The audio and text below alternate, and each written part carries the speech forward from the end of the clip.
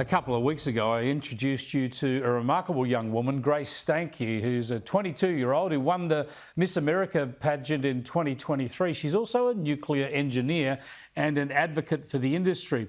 And she's now coming to the end of her tour of Australia for the group Nuclear for Australia.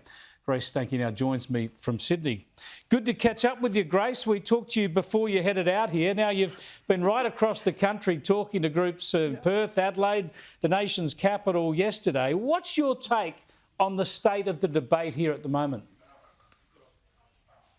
Yes, I think the Australian people are truly craving information and knowledge. The amount of questions that we got at each and every one of our sessions and the amount of people that would come up afterwards. And I swear I could talk for hours. The only reason I couldn't stay for 3 hours after each event was because, I did have to sleep a little bit.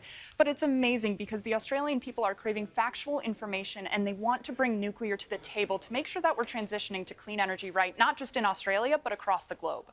Yeah, now in Canberra yesterday, we showed it on the program. You got a taste of the feral aspects of Australian politics when you had the independent Senator Lidia Thorpe scream out at you and your colleagues. Here's a reminder of that.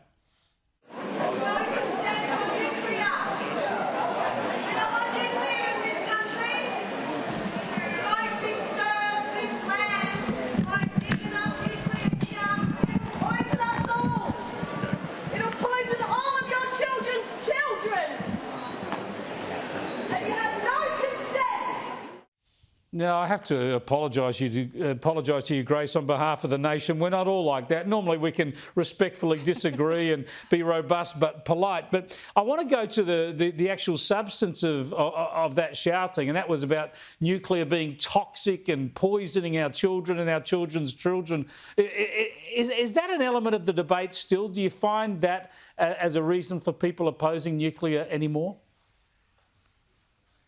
If that certainly is a fear, I think that people should start spending some more time indoors because after all, when you're stepping outside, you're getting exposed to radiation. If you're eating a banana, you're eating radiation. Radiation is all around us. We as human beings are radiation. I think the whole deeper message behind this is that people need to understand where the facts are. They need to understand the science and they need to know where to ask questions. And you've got these Australian nuclear experts right here that we've been bringing with us on this tour, and they've got all of the answers.